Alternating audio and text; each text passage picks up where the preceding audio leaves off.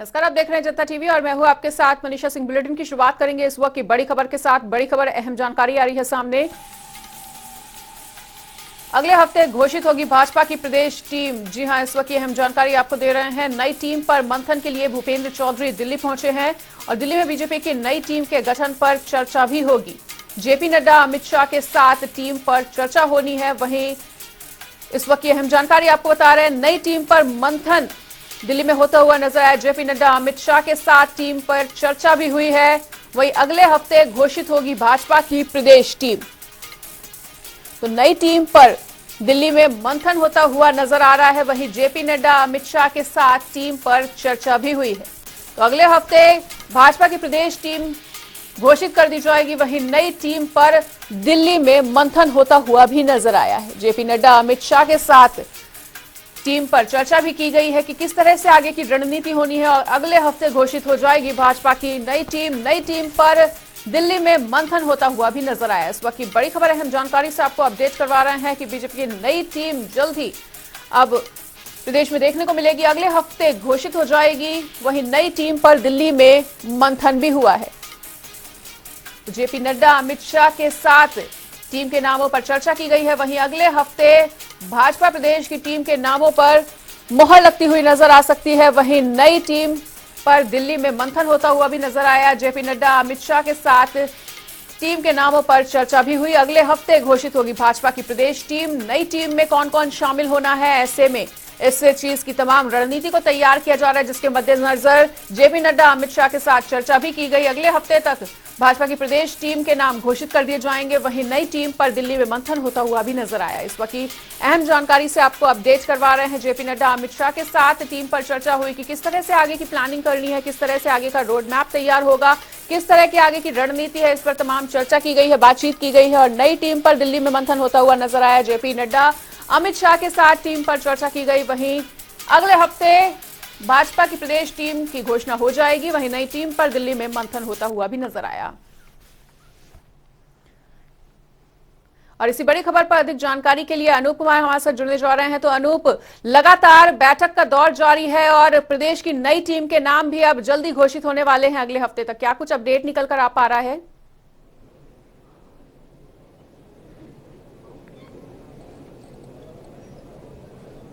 अनूप, क्या आप हमें सुन पा रहे हैं?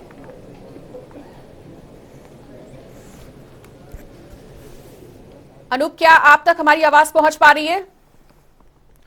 तो अनूप से फिर से संपर्क साधने की कोशिश की जाएगी। वहीं आपको बता दें कि अगले हफ्ते बीजेपी की नई टीम की घोषणा हो जाएगी। नई टीम पर दिल्ली में लगातार मंथन चल रहा है। अगले हफ्ते घोषित होगी बीजेपी की नई टीम के नाम।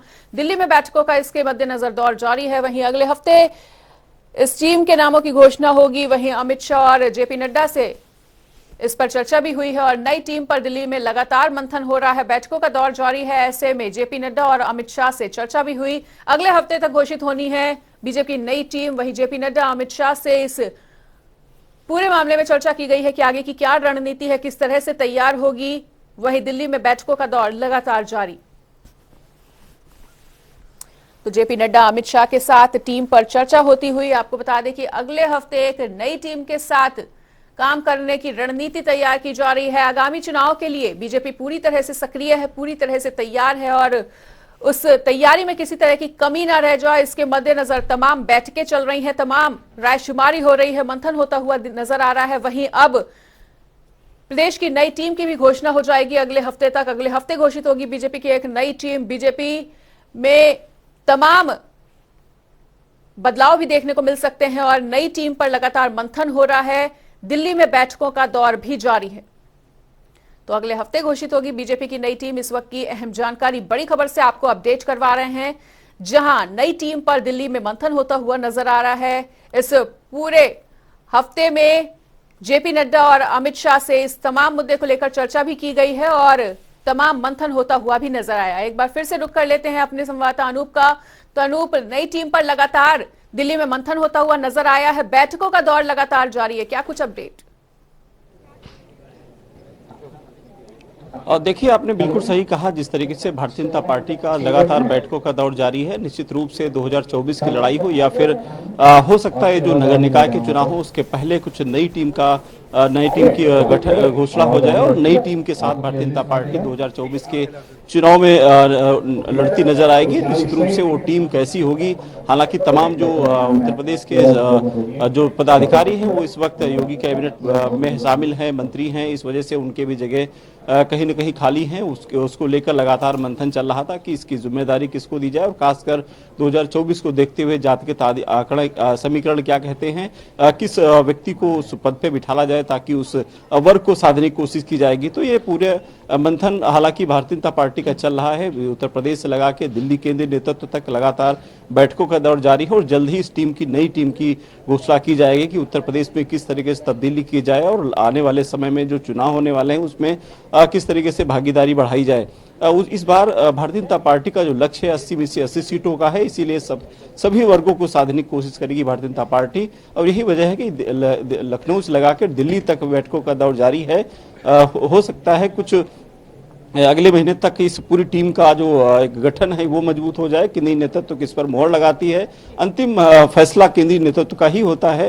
उत्तर प्रदेश से भले ही रिपोर्ट जाती है, क्या यहाँ से हालांकि कई नामों की उस पर चर्चा हुई है, चाहे वो डिप्टी सीएम पिछली सरकार में रहे दिनेश शर्मा की बात करें या फिर तमाम ऐसे लोग हैं उनको, महेंद्र सिंह की बात करें पिछले उसमें मंत्री रहे हैं, इन सब का नाम उस पर चर्चा में चल रहा है। अब देखना है कि बड़ा जो फैसला लेना है किस केंद्रीय नेतृत्व को लेना है, किन किन लोगों का नाम इसमें इसमें संगठन में शामिल होंगे और उसके बाद ये चुनावी मोड़ में जाएंगे। मनीषा, बिल्कुल अनूप, तो कहा जा सकता है कि नई टीम के साथ ही एक नई रणनीति भी बनती हुई नजर आ सकती है और एक नया फेरबदल भी देखने को मिल सकता है आगामी समय में और आगामी चुनाव के मद्देनजर। मैं आप सभी अपने मोबाइल, देखिए बिल्कुल मनीषा आप सही कह रहे हैं कि नई रणनीति के साथ में नई टीम अगर होगी तो निश्चित रूप से भारतीय जनता पार्टी को एक राहत के साथ जरूर मिलेगी, क्योंकि उत्तर प्रदेश में 2024 का लक्ष्य है, इतना आसान नहीं होगा। अभी 2022 का जब चुनाव देखा गया था तो ओबीसी का एक बड़ा तबका समाजवादी पार्टी के पास खड़ा था, तो उसकी कोशिश लगातार भारतीय जनता पार्टी कर रही है कि 2024 का जब चुनाव हो तो दोबारा 2022 की जो गलतियां हुई हैं वो दोहराई न जाए। इसी वजह से इस टीम के साथ साथ बदलाव, समीकरण, जाति समीकरण, इन सब पर ध्यान दिया जा रहा है। अब देखना होगा कि भारतीय जनता पार्टी यहाँ की रिपोर्ट के बाद केंद्रीय नेतृत्व किस तरीके से उस पर अमल करता है, क्या कुछ उस पर मुहर लगाता है, फिलहाल आने वाला वक्त तय करेगा। पल पल की अपडेट हम तक पहुंचाते रहिए और फिलहाल जिस तरह से अनूप ने भी तमाम जानकारियों को हमारे साथ साझा किया कि अगले हफ्ते तमाम एक नई रणनीति के साथ बीजेपी चुनावी मोड में नजर आएगी। बीजेपी में बैठकों का दौर लगातार जारी है, वहीं अगले हफ्ते तक बीजेपी की नई टीम की घोषणा हो जाएगी, जिसको लेकर जेपी नड्डा, अमित शाह से तमाम बातों पर, तमाम मुद्दों पर चर्चा चल रही है। नई टीम पर दिल्ली में भी मंथन होता हुआ नजर आया है, वहीं दिल्ली में बैठकों का दौर लगातार जारी है। तो जेपी नड्डा, अमित शाह के साथ टीम पर चर्चा चल रही है। ऐसे में आगामी चुनाव के मद्देनजर क्या कुछ तैयारी है ये देखना वाकई में काफी दिलचस्प होगा, क्योंकि कभी भी कोई भी चुनाव होता है तो उसे बीजेपी लाइटली नहीं लेती है और हमेशा एक नई रणनीति के साथ चुनावी मैदान में उतरती हुई नजर आती है बीजेपी। इसी के मद्देनजर एक बार फिर से एक नई रणनीति के साथ एक नई टीम का गठन भी होने जा रहा है। इसी टीम के गठन पर तमाम चर्चा चल रही है। अगले हफ्ते तक एक नई टीम सामने होगी। जेपी नड्डा और अमित शाह से तमाम मुद्दों पर, तमाम रणनीति को लेकर चर्चा चल रही है और दिल्ली में बैठकों का दौर भी लगातार जारी है। फिलहाल यहां पर रुकेंगे एक छोटे से ब्रेक के लिए।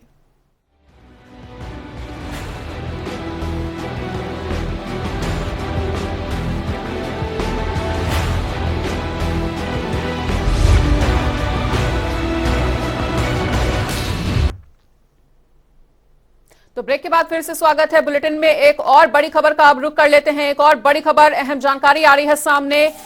बड़ी खबर से अपडेट करवा रहे हैं। 9055 उप निरीक्षकों को आज नियुक्ति पत्र मुख्यमंत्री योगी आदित्यनाथ द्वारा वितरित किए जाएंगे। इस वक्त की अहम जानकारी आपको बता रहे हैं। इस दौरान डिप्टी सीएम केशव प्रसाद मौर्य और ब्रजेश पाठक भी इस कार्यक्रम में मौजूद रहेंगे। वहीं 9055 उप निरीक्षकों को नियुक्ति पत्र सौंपेंगे मुख्यमंत्री योगी आदित्यनाथ।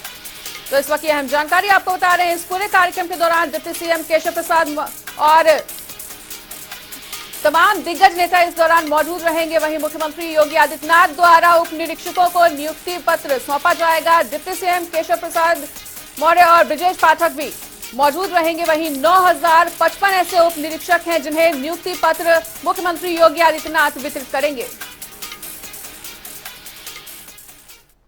और एक बार फिर से अपने संवाददाता अनूप कुमार का रुख कर लेते हैं। तो अनूप, 9055 उप निरीक्षकों को नियुक्ति पत्र आज वितरित किया जाएगा मुख्यमंत्री योगी आदित्यनाथ द्वारा। तो कार्यक्रम से जुड़ी हुई क्या कुछ अपडेट निकल कर आ पा रही है इस वक्त सामने?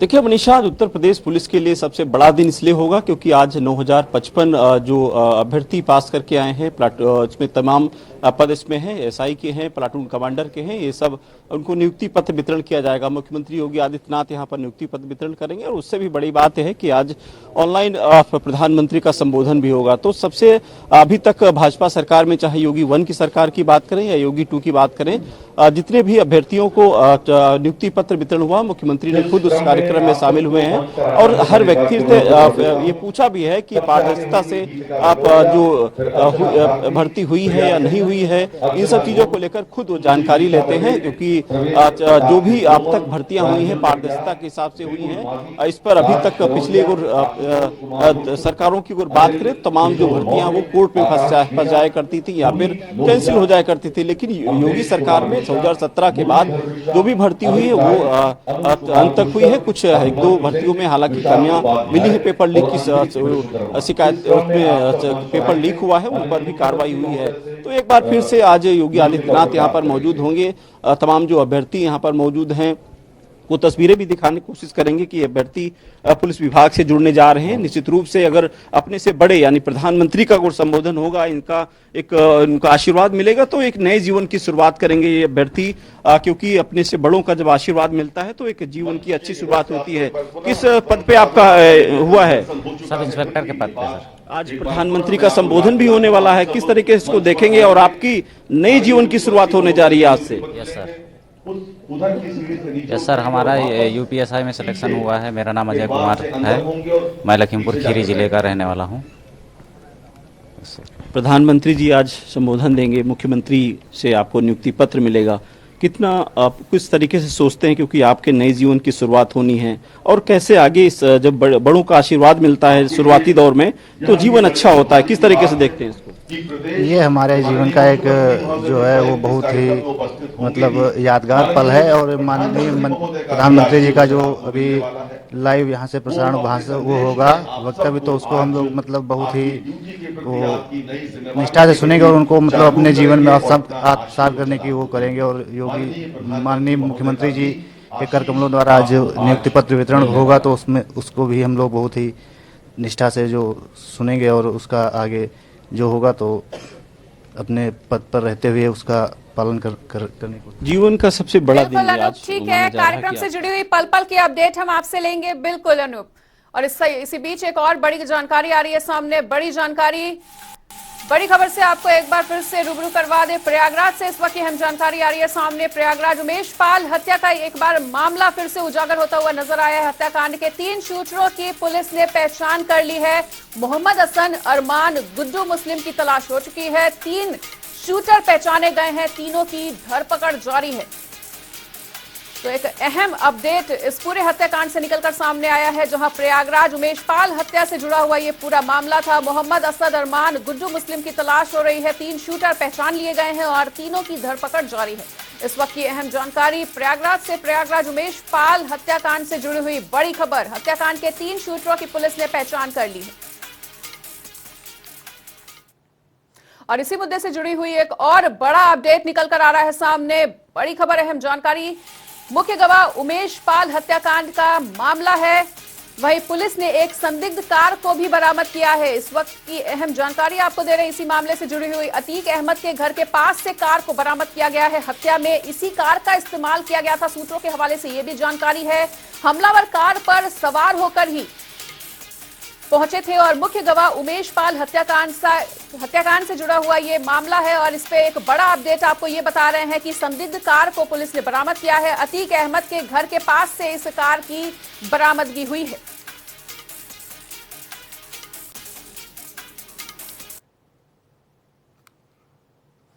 और इसी बड़ी खबर पर अधिक जानकारी के लिए सैयद हमारे साथ जुड़ने जा रहे हैं। तो सैयद, एक कार की इस पूरे मामले में, उमेश पाल हत्याकांड के मामले से जुड़ी हुई ये बड़ी जानकारी है, जहां पे एक कार को बरामद कर लिया गया है। तो पुलिस प्रशासन का क्या कुछ कहना, क्या कुछ अपडेट है इस बड़ी खबर पर? जी हाँ, बता दें आपको कि कल अतीक अहमद के घर के पास से एक लावारिस कार मिली थी। जिस तरह हूबहू ये वही कार है जिससे हमलावर यहाँ पर आए थे और हम इस टाइम उसी स्पॉट पे खड़े हैं जहाँ पर उमेश पाल पर ताबड़तोड़ गोलियां बरसाई गई थी। आप देख सकते हैं यहाँ पर चाप चौबंद व्यवस्थाएं भी हैं और पुलिस फोर्स पूरी तरह से यहाँ पर लगी हुई है। और सबसे बड़ी बात, जो गाड़ी उठाई गई है पुलिस कहीं ना कहीं शक के दायरे में है क्योंकि उस पर नंबर भी नहीं था और आसपास पता करने के बाद भी उस गाड़ी का पता नहीं चल पाया, जिसके बाद पुलिस ने उस गाड़ी को अतीक अहमद के घर से बाहर से उठाया। बिल्कुल सही है। तो 3 शूटरों की भी पहचान हो गई है, धरपकड़ लगातार जारी है। क्या पुलिस प्रशासन का कुछ ऐसा कहना है कि कब तक गिरफ्तारी संभव है उन तीनों शूटरों की? कल रात में मुस्लिम हॉस्टल से एसटीएफ और एसओजी की टीम ने कुछ लोगों को उठाया है जो कि गुड्डू के करीबी बताए जा रहे हैं, मगर अभी आधिकारिक तौर पर किसी तरह की पुष्टि पुलिस प्रशासन की ओर से नहीं की जा रही है। बिल्कुल, तो सैयद इस तमाम जानकारी के लिए आपका बहुत बहुत शुक्रिया। तो ये इस वक्त की अहम जानकारी आपको बता रहे थे, सैयद ने भी तमाम जानकारियों को हमारे साथ साझा किया। पुलिस लगातार मुस्तैदी के साथ इस मामले से जुड़ा हुआ हर अपडेट खंगालने की कोशिश कर रही है। उमेश पाल हत्याकांड में पुलिस को बड़ी सफलता मिलती हुई पुश्तैनी घर के बाहर से एक क्रेटा कार को भी बरामद किया गया है। वहीं सीएम धामी का हरिद्वार दौरा है आज। इस वक्त की एक और बड़ी खबर का रुख कर लेते हैं। सीएम धामी का हरिद्वार दौरा, इस वक्त की अहम जानकारी। तो बीजेपी ओबीसी मोर्चे के सम्मेलन में वो शिरकत करेंगे, वहीं जिला पंचायत कार्यालय भी जाएंगे सीएम धामी। इस वक्त की बड़ी खबर अहम जानकारी से आपको अपडेट करा रहे हैं। सीएम धामी जिला पंचायत कार्यालय जाएंगे। सीएम धामी का आज हरिद्वार दौरा है, तमाम कार्यक्रम उनके होते हुए नजर आ सकते हैं। वहीं बीजेपी ओबीसी मोर्चे के सम्मेलन में भी शिरकत करेंगे सीएम धामी। जिला पंचायत कार्यालय भी सीएम धामी जाते हुए नजर आएंगे।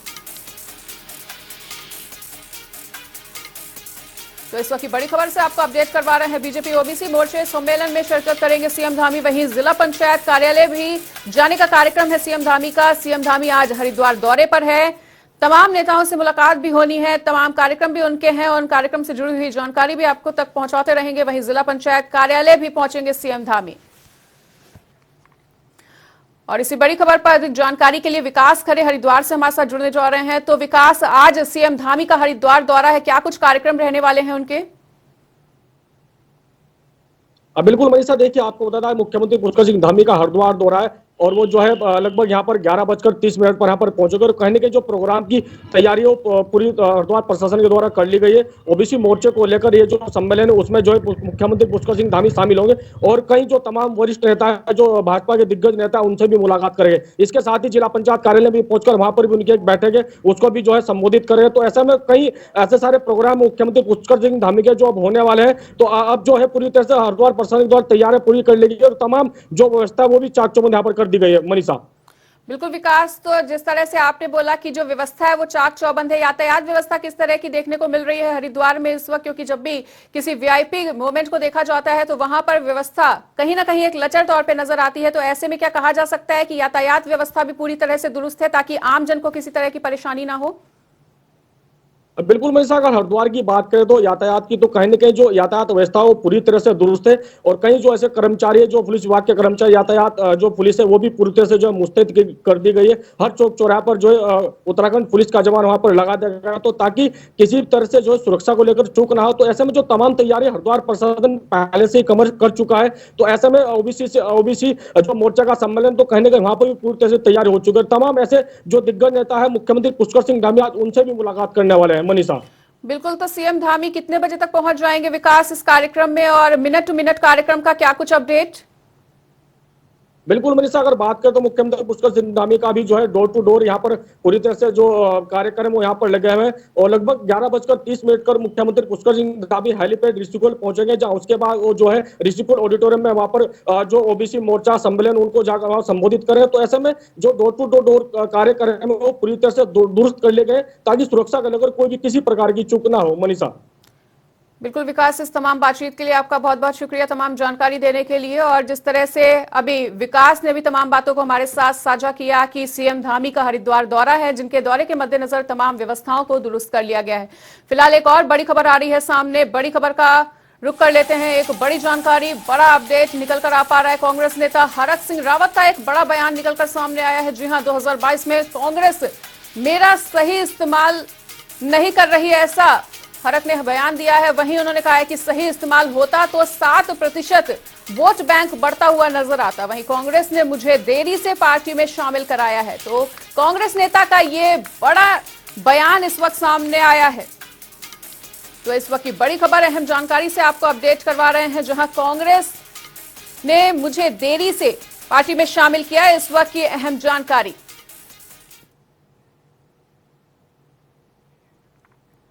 एक और बड़ी खबर आ रही है सामने, बड़ी खबर अहम जानकारी का रुख कर लेते हैं। एक और बड़ा अपडेट निकल कर आ पा रहा है सामने। टिहरी में मॉर्निंग वॉक पर सीएम धामी निकलते हुए नजर आए। टिहरी से इस वक्त की अहम जानकारी निकल कर आ पा रही है। ये सामने ग्राम तिवाड़ में लोगों से सीएम ने मुलाकात की, बातचीत की। वहीं सीएम ने होमस्टे के खेतों में भी जुताई के काम की जानकारी ली। टिहरी में मॉर्निंग वॉक पर सीएम धामी निकले हुए थे और उनकी इस तरह की तस्वीरें कई बार देखने को मिलती हैं। ग्राम तिवाड़ में लोगों से सीएम ने मुलाकात की, बातचीत की। वहीं सीएम ने होमस्टे के खेतों में जुताई भी की और ऐसी भी तस्वीरें निकल कर आ पाई हैं सामने। आपको बता दें, टिहरी से ये बड़ा अपडेट है। आप तस्वीरों में भी देख रहे हैं सीएम धामी किस तरह से जुताई करते हुए नजर आ रहे हैं और मॉर्निंग वॉक पर निकले सीएम धामी। और इसी बड़ी खबर पर अधिक बातचीत करने के लिए, अधिक जानकारी के लिए नवीन शुक्ला हमारे साथ जुड़ चुके हैं। तो नवीन, टिहरी की पगडंडियों पे मॉर्निंग वॉक करते हुए नजर आए सीएम धामी, क्या कुछ तस्वीरें?